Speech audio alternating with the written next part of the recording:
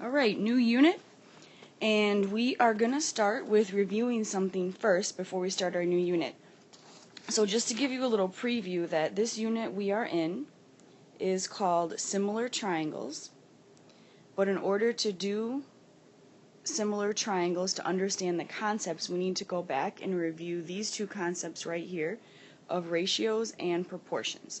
So this will be a nice review, nice lead-in to the whole unit on similar triangles. So like I said, we're going to review what ratio and proportion means. So let's start with ratio.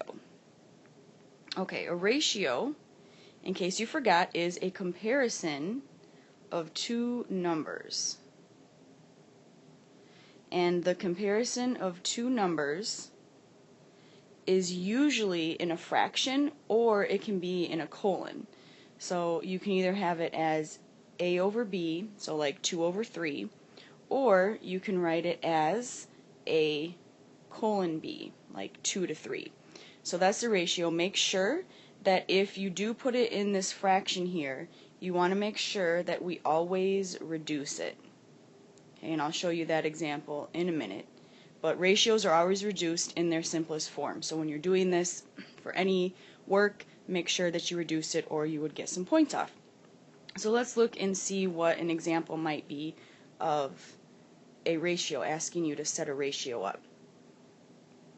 So let's say that we have this chart here, and I ask you first to give me the ratio of the points scored, or sorry, the total number of games that Blake Griffin scored more than 40 versus Carmelo. So if I wanted to know the ratio of Blake versus Melo, okay, we see here that Blake has 2 games, so since his name was listed first, the 2 needs to go on the top. And then the second one is Carmelo, and Carmelo had 5 games, so the 5 games goes on the bottom. So the ratio of Blake to Carmelo is 2 to 5, or you can write it as 2:5. Okay, another example might be, what if I wanted to know the ratio of Kevin Durant to LeBron James? So I want to know KD to LJ. So same thing, Kevin Durant has 10 games in which he scored more than 40 points. So that will go at the top because it was the first name that was listed. And then next, LeBron James has 2 games over 40. So his will go at the bottom of the fraction.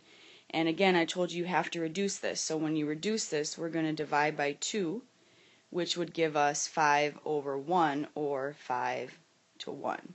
So for every 5 games that Kevin Durant scores over 40, LeBron James only scores 1 over 40. I wonder why. Let's continue.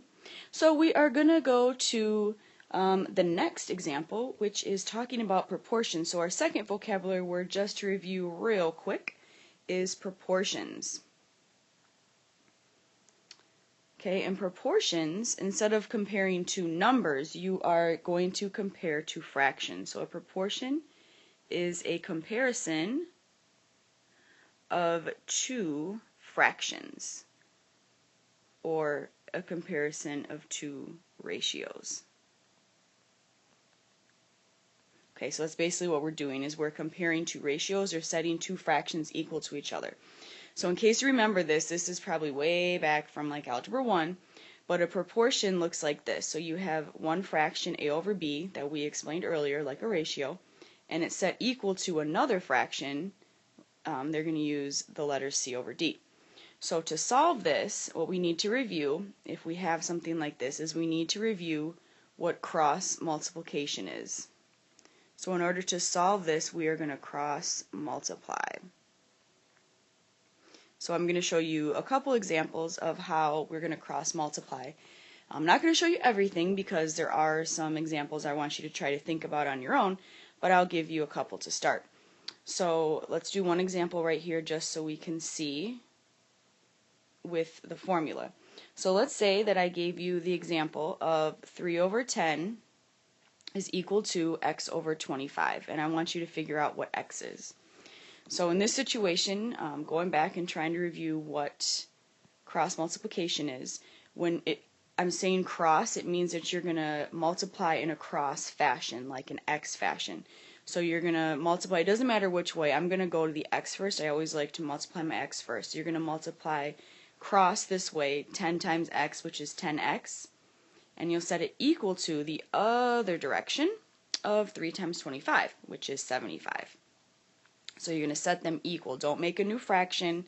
You're trying to get rid of these fractions. That's the point of cross multiplying. Get rid of the fraction. Now you just got to divide by 10 to get x by itself. So x is going to be 7.5. And that's how you solve for x with a proportion. Alright, let's try one more example, something that's a little more difficult. Okay, what if you have something like this, and you have x minus 2 over 6 equals 2 over 3. So in this situation, you might be thinking, well, okay, I'm going to cross multiply. And like I said, I always go to my x first, and that's what I cross multiply first. So you're going to multiply this first. So you got to think to yourself, okay, I'm multiplying this 3 times x minus 2. So I have to distribute, because you are actually multiplying this 3 times the whole numerator here. So when you do that, it's going to be 3x minus 6. You have to multiply 3 times both pieces in the numerator. And then set it equal to the other direction of 6 times 2, which is 12. And then you just solve from there. So add 6, and I get 18 equals 3x, divide by 3, and I get x is 6. Simple as that.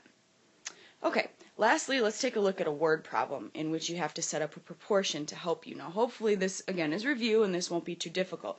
I'll give you a little intro or a little break here to go ahead and copy this down. If you want to try to set it up and solve, go ahead.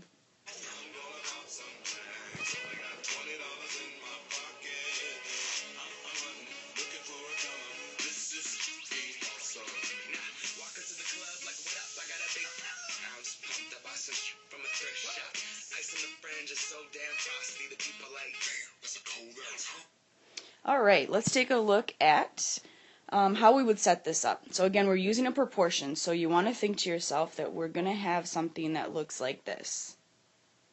Okay, so you're going to have a fraction equal to a fraction. So our first fraction is usually located in the first sentence. So right here, you worked at McDonald's for 8 hours and made $60. So that right there is your first fraction, 8 over 60. When you make your second fraction, what I always do is I always make another fraction over here on the side just to make sure that I have the correct labels. So the 8 at the top represented the hours, and the 60 at the bottom represented the dollars. So you want to make sure that in your second fraction, the hours has to be at the top. You don't want to cross things over. And the same thing, the dollars has to stay at the bottom. So in the next sentence, it says that we worked 30 hours, and how much dollars will we make? So the 30 hours has to stay at the top because, again, you already put 8 at the top.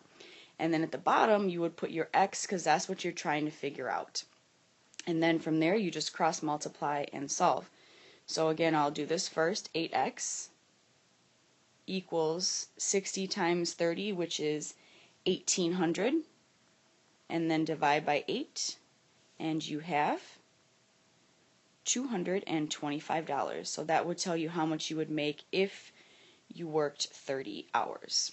Alright, here was just a little intro for you to your new unit on similar triangles, so make sure that you review this and you know how to set up proportions and ratios and solve and make your life a lot easier.